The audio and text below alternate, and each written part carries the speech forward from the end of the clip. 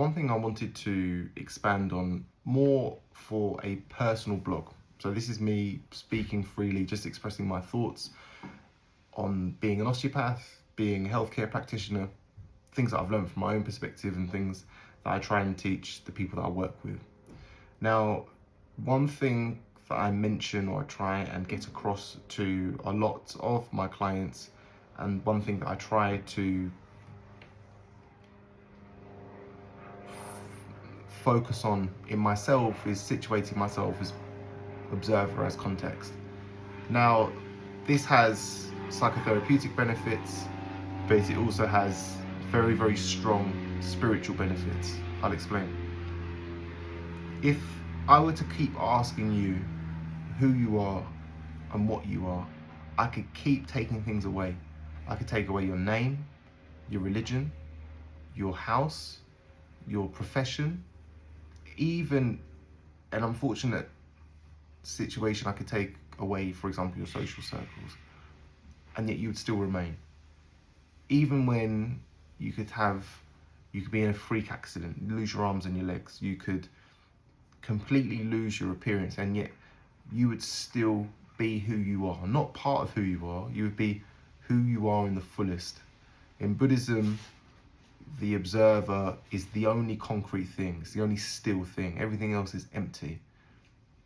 And when it comes to religion, even in Christianity, the concept of fasting from this world, placing our treasures in heaven where moths and thieves can't get them. The idea of the kingdom being within, or the light of Buddha being within. And even in Sikhi, the idea of Waheguru seems so linked. So Waheguru, the wondrous enlightener of darkness, or the wonderful unifier of light and dark. These concepts seem so tied to our consciousness. And I think that the only way really to interpret religion, especially Christianity, Sikhi, Buddhism, even some of the Jewish prophets and the Sufi Muslims, is through a mystical lens, i.e.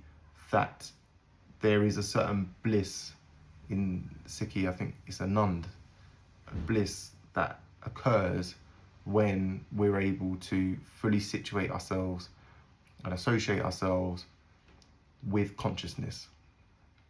We start to realize that we are the observer of this thing called life.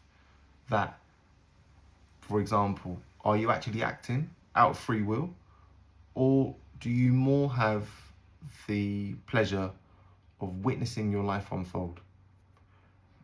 Free will, anything that can be predisposed by an action, is not free in itself.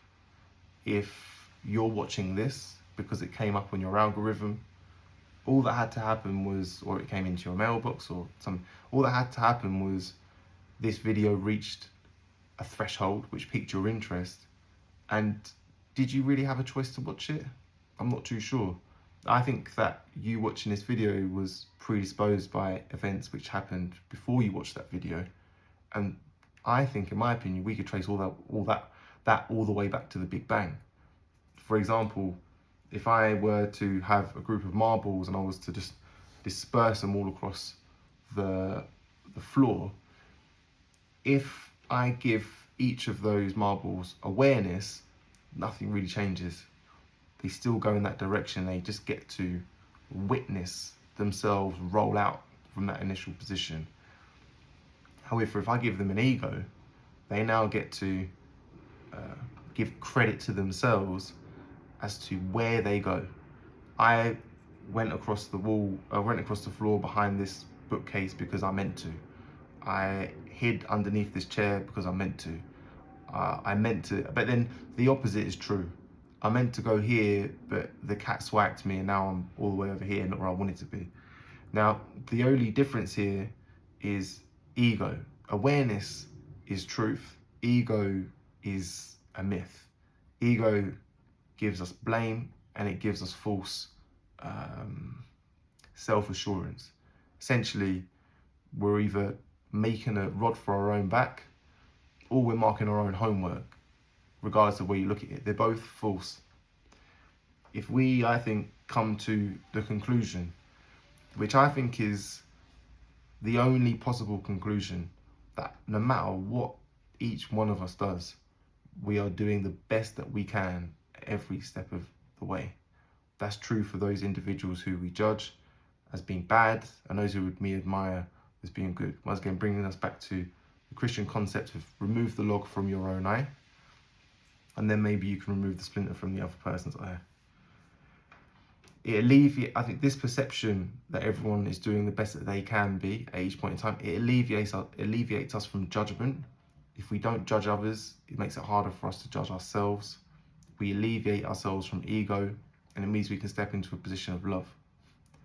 But we can only do that if we situate ourselves as a position of observer as context, because then the balance is even Stevens.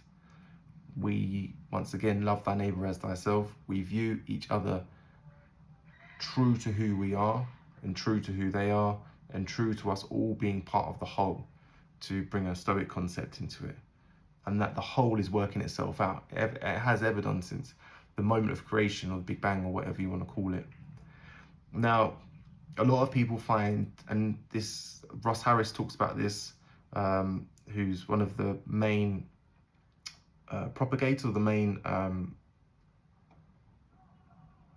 promoters of acceptance commitment therapy, that the closer that we get to situate ourselves as observer as context, the more peace we feel. And then if we go even further to that, further into that, when we look at, for example, the mystics, those individuals who view that conscious state as being the only true state, when we go into that mode and that way of being, there's an openness that occurs. There's a peace that occurs. Yves Jean Leloup, who's a French philosopher, describes love as being pure openness. If I love you, it means I'm purely open to you. I don't judge you. I don't view you as to who you were before or who I want you to be. I view you exactly as you are. And that openness, that non-judgment, it feels good to receive it. Just like Ramdas, when he met his mentor, whose name escapes me, he experienced unconditional love. When people met Christ, there seems to be something about this individual who refused to judge that they were drawn to. And I think that that love comes from that position of observer's context. The time that I've experienced that is in my daily meditation practice, where I can often get to a state where everything just is. Even if we break down the name of God in the Bible, Yahweh, I am what I am, or I am who I am, or I am what is.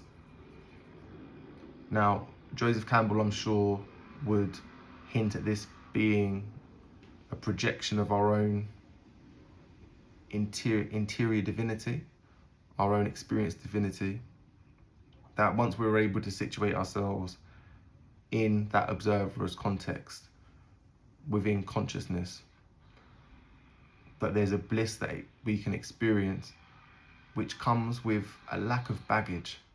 We don't experience love or bliss because of who we're connecting to, or what another person might have said about us, or what we have in our homes, or what we have in our wallet.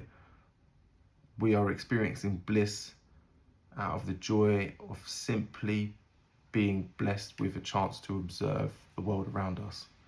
And I think that's on observe our lives unfold, and I think that's a very special place.